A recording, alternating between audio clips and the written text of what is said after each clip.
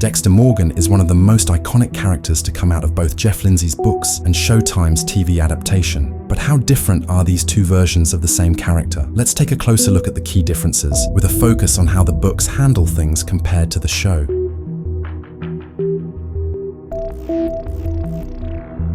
In the show, Brian Moser's arc concludes with his death in the first season, leaving a lasting impact on Dexter. In the books, Brian's story doesn't end so neatly. Surviving their initial confrontation, he becomes a recurring figure in Dexter's life, embodying the side of Dexter unbound by the code of Harry. Brian's unrestrained violence and chaotic nature serve as a constant temptation, challenging Dexter to abandon his carefully controlled existence and embrace his true instincts. This ongoing sibling dynamic adds a layer of tension to the books, as Dexter grapples with his loyalty to the code versus the undeniable bond he shares with Brian.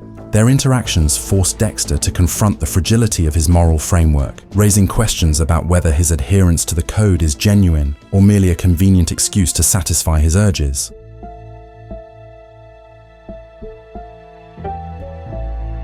In the show, Dexter frequently visualizes his adoptive father, Harry, as a guiding figure who helps him navigate moral dilemmas. But in the Darkly Dreaming Dexter book series, Harry's code is a stark and pragmatic creation. It is a simple set of rules, born out of necessity, that Harry instills in Dexter to prevent his dark urges from destroying him. Harry's presence in the books is limited to memories of his cold and calculated lessons, devoid of emotional warmth or lingering paternal influence. These lessons are purely about survival, how to kill without being caught, how to fake normalcy, and how to choose victims who deserve death. Dexter reflects on these instructions as tools of efficiency, not morality. The emotional conflict seen in the show is absent here. Dexter doesn't grapple with Harry's expectations or seek his approval. Instead, he treats the code as a professional manual, a checklist to follow with unflinching precision. This portrayal gives the book's version of Dexter a chilling detachment. Without Harry's ghostly presence weighing on him, Dexter becomes a figure of cold logic, a predator bound only by self-imposed rules, with no hint of inner turmoil.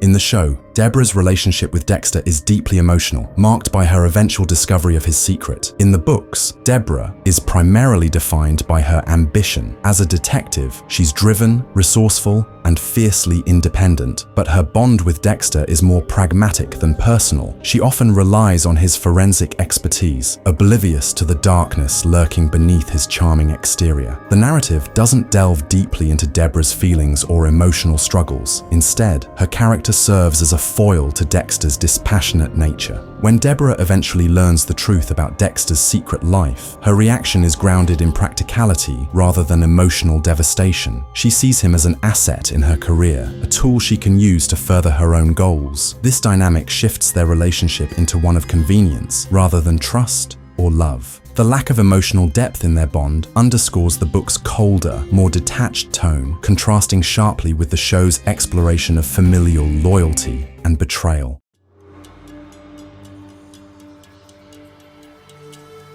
In the show, Dexter's relationship with Rita evolves emotionally, culminating in her tragic death, which shapes his character development. In the books, Rita's role is utilitarian. Dexter dates her not out of love or even affection, but because she provides the perfect cover for his double life. Her own vulnerability and history of trauma make her unlikely to question Dexter's odd behavior, allowing him to maintain his mask of normalcy. Their relationship is devoid of emotional connection, functioning more as a social obligation than a genuine partnership. The subplot involving Rita's children, Asta and Cody, takes a darker turn in the books. Both children exhibit disturbing tendencies toward violence, which Dexter recognizes as reflections of his own nature. Rather than being horrified, Dexter takes a twisted sense of pride in their potential and begins grooming them to follow the code. This dynamic adds a deeply unsettling layer to the narrative, as Dexter shifts from being a lone predator to a mentor shaping the next generation of killers. Rita's survival throughout the series further distances the books from the show. She remains a peripheral figure, a prop in Dexter's carefully constructed facade, rather than a catalyst for his emotional growth or self-reflection.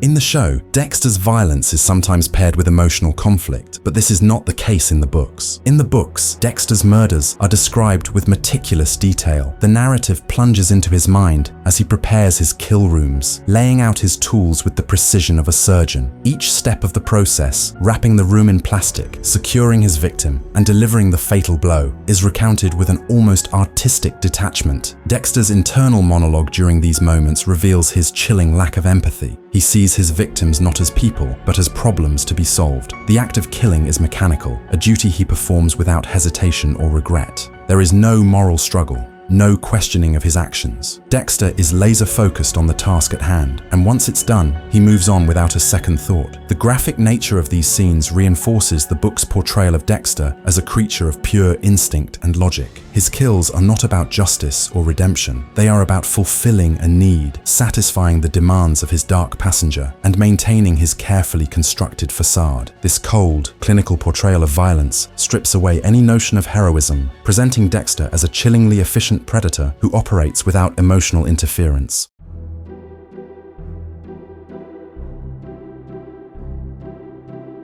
In the show, the dark passenger is treated as a metaphor for Dexter's compulsions. In the books, however, the dark passenger takes on a far more sinister and literal role. It is depicted as a distinct, almost supernatural entity within Dexter, driving his need to kill. As the series progresses, the narrative hints at a mythological origin for the dark passenger, suggesting that it might be an ancient, malevolent force that inhabits select individuals. This revelation shifts the tone of the books into the realm of psychological horror, blurring the line between Dexter's personal responsibility and the influence of an external evil. This supernatural element adds a chilling dimension to the story, making Dexter's actions feel both inevitable and deeply unsettling. It raises haunting questions about free will, morality, and the nature of evil, leaving readers to wonder whether Dexter is a victim of forces beyond his control or simply a monster in human form. While both the books and the show feature the same central character, they present two distinct versions of Dexter Morgan. The books offer a colder, more detached perspective, emphasizing Dexter's lack of humanity and the darker, supernatural elements of his world. The show humanizes Dexter,